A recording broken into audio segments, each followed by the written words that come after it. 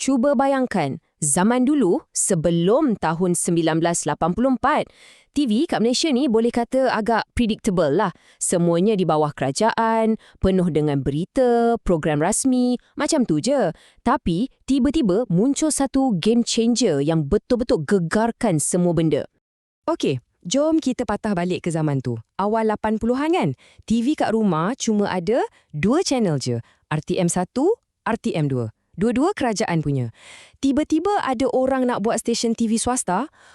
Idea tu bukan setakat baru tau, tapi memang radikal gila. Sebabnya, ia mencabar monopoli kerajaan yang dah pegang industri ni selama 20 tahun. Beza dia memang macam langit dengan bumi. Sebelah sini kita ada RTM1 dan RTM2. Berita, program-program rasmi, serius sikit. Sebelah sana pula, boom, muncul TV3. Swasta, komersial dan janji dia satu je. Nak bawa hiburan paling best terus masuk dalam rumah kita. So persoalan dia sekarang, macam mana satu channel baru ni boleh pecahkan monopoli kerajaan yang dah 20 tahun tu dan ubah cara satu negara tonton TV? Macam mustahil kan? Okey, kemunculan TV3 ni bukan nasib-nasib tau. Bukan kebetulan. Ini semua satu gerakan yang dah dirancang rapi. Satu strategi yang dikira betul-betul untuk attack satu lubang besar yang ada dalam pasaran masa tu. Tengok timeline ni. Idea ni dah ada sejak tahun 1976 lagi.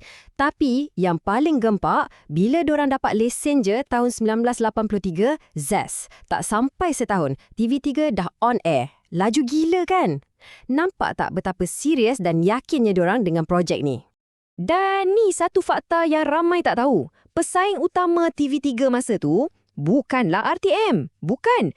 Tapi kedai sewa video. Ya, zaman VCR tengah meletup tu. Jadi misi utama TV3 ni simple je. Nak tarik balik orang-orang yang dah syok sewa video ni, suruh dorang duduk depan TV balik. So, macam mana dorang buat? Senang je. Dorang bagi apa yang orang nak. Bayangkan 70% kandungan dorang dari luar negara.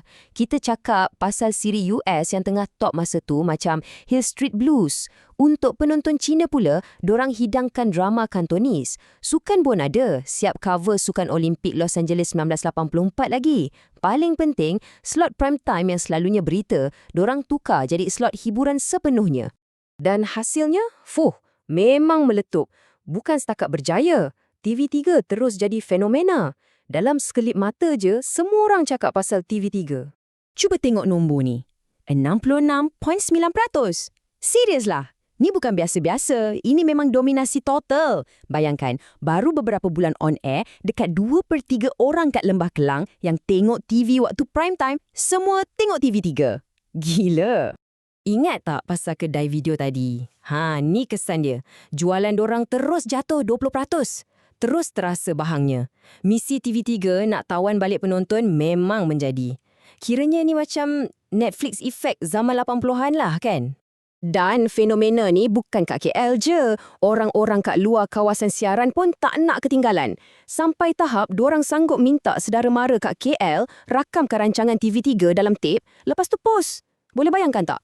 Punyalah power penanganan TV3 masa tu. Tapi, bila dah popular gila macam ni, mestilah ada cabaran dia kan? Dan cabaran untuk TV3 ni bukan setakat kat dalam Malaysia je, tapi sampai melimpah ke negara jiran. Rupa-rupanya, signal siaran TV3 ni kuat sangat. Dia tak berhenti kat sempadan Johor je, tapi tembus sampai ke Singapura. Kat sinilah mula timbul isu-isu diplomatik yang tak siapa sangka. Kenapa pula? Sebab utama dia drama Kantonis.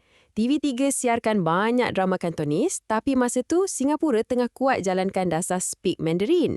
Jadi benda ni macam bertentangan.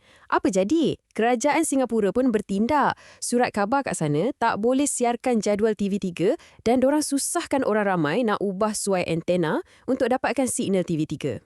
Dan bukan dengan Singapura je isunya. Sepanjang perjalanan TV3, memang ada je kontroversi lain. Contohnya macam tahun 2010, ada satu iklan raya yang kena tarik balik sebab orang ramai bising. Lepas tu tahun 2015, diorang kena tuduh tiru grafik berita dari stesen TV Belanda. Tahun 2016 pula, ramai yang marah bila rancangan siang tiba-tiba tukar jadi slot teleshopping. Tapi, walau apapun kontroversi yang melanda, kita tak boleh nafikan satu benda.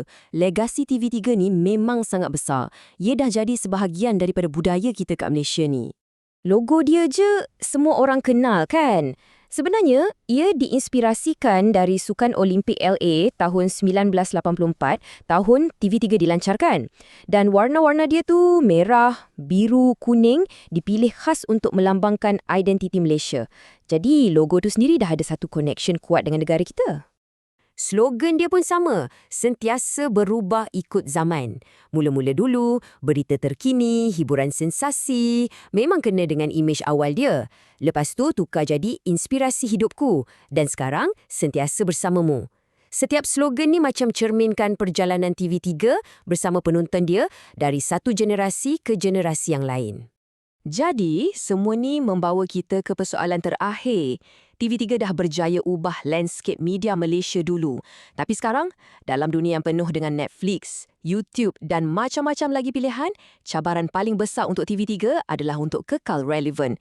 Mampukah sebuah perintis macam TV3 ni terus berevolusi dan beri inspirasi pada generasi baru? Yang tu kita kena sama-sama fikirkan.